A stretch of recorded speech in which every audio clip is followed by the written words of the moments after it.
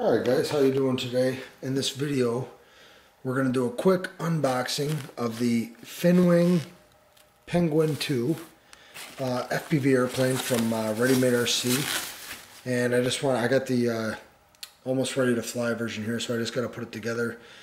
The servos aren't pre-installed. I already took out one of the wings earlier, and if I can back out here. Okay, this is one of the wings. Nice aluminum wing spar here, another wing spar in the center. Now the center is hollow, if I can hold it up to the light. This is what the wing structure looks like inside. The extensions are already put in, so that makes it nice. But there is no flap on this wing. Does have a little dihedral on at the end there. There is no flap on the wing, so we'll have to see how that goes. Another thing great about these is they are reinforced with plywood on both sides, and the extensions are already in, so the wings look pretty good. And I think this has a 68-inch wingspan. Yeah, let's get to here's the canopy. I've heard a lot of things about the canopies. We'll have to see how clean the plastic is on it.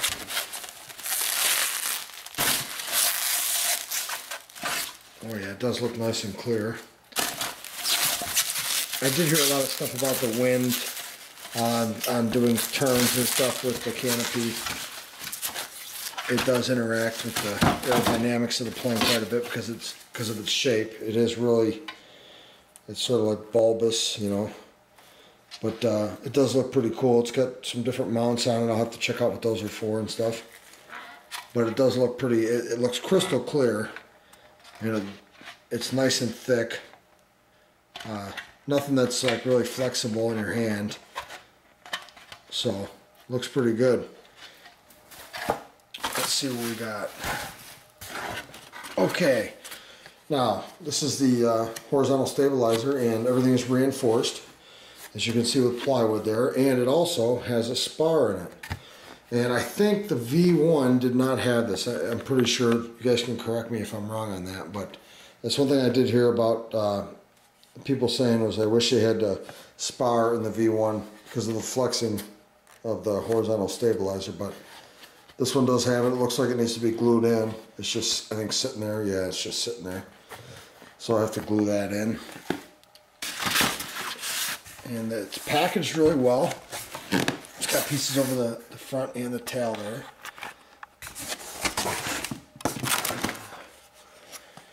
And the rudder here looks like it's a bolt-on rudder. Already cut for the servo. Reinforced. That looks good. I'm not sure what these pieces are. I think they might just be spacing in the box. Let's take out the fuselage. Okay. I think the overall length of this fuselage is 48 inches. Or 46 inches. I think it's 48. And it does come with a set of wheels. Which now, I heard those are also a nice big chunk of plywood there reinforced. This is a hole for a downward facing camera. And if we go down to the tail, we have another wheel there. And it looks pretty good there. I think there's another spar in there. Also, the servo extensions are run to the tail already. And it's nice. It sits level on, even with the wings on it. Everyone's saying, yeah, it's nice and level on the ground.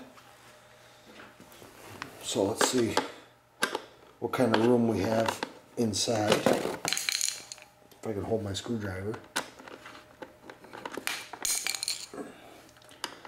So we'll take that off here real quick. One thing I'm not crazy about is screws, because if you want to plug the battery in and like for example let your OSD find its satellites and stuff, then the screws sort of take time. I mean, you can put them back on. I prefer rubber bands. I like to be quick and at the ready with this stuff when I'm flying, especially if I'm in a location where I'm not sure who owns the land or anything like that.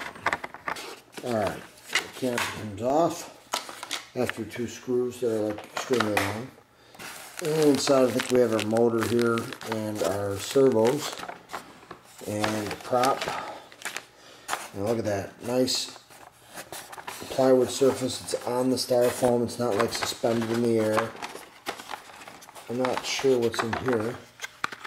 Let's take a look and see what it is.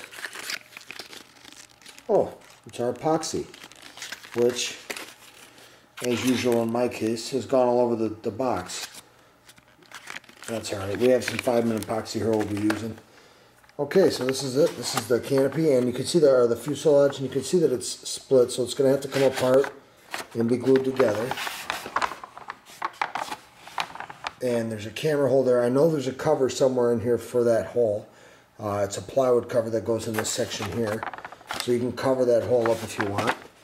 And we look down in, and that's pretty much all there is to it. There's a lot of room. I mean, it's a really big area. I have a pretty big hand, and you can see it fits in there nicely, no problem. And the motor mount's pre-drilled, ready to roll there. You have a surface for your video transmitter here, which I don't like to mount it there because when you're flying away it's great, but then when you turn around to come home, when you're already losing signal, it's going to be, the craft is in the way of the antenna. So I prefer putting it up in this area here or on top of the wing somewhere, and that's probably what I'll do with this setup. So let's get it together and we'll check back in and see how it looks.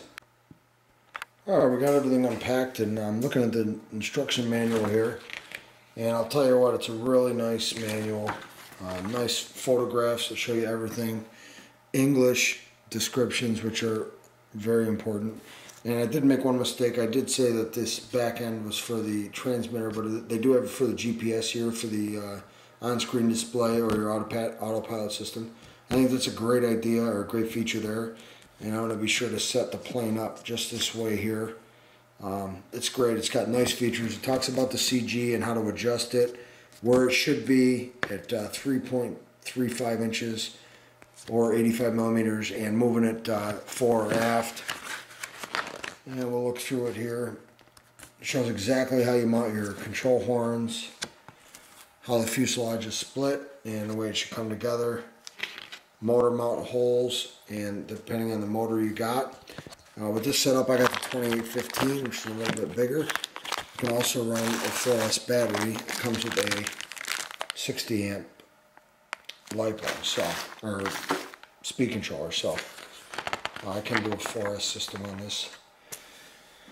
Okay, here we go. It talks about cameras on top of the canopy, which is cool, and different setups you can do here. And there's a page, how you fix your devices,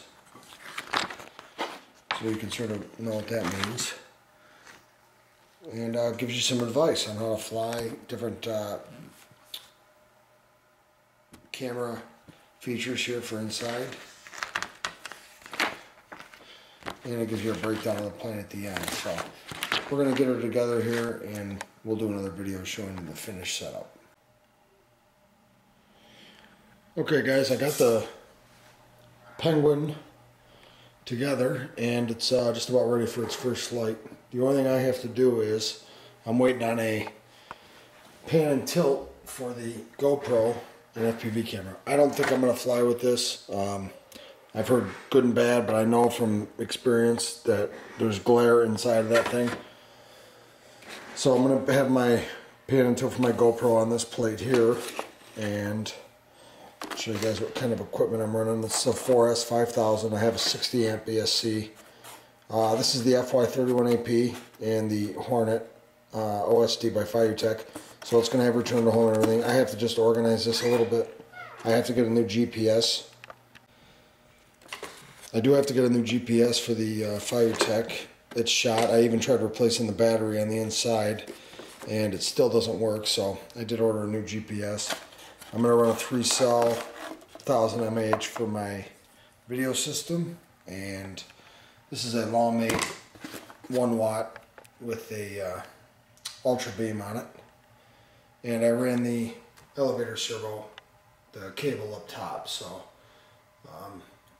when I land in grass, it's not going to catch. So this is an overview, and I have a Dragon Link. This is my Dragon Link. This is the V2 Dragon Link, and I'm using a Futaba CHP with the Dragon Link.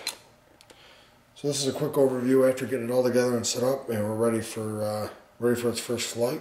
I'm not sure when that'll be. The weather here sucks right now, so we're just going to pray it's good for Sunday. Let me know if you guys have any questions. Thanks for watching.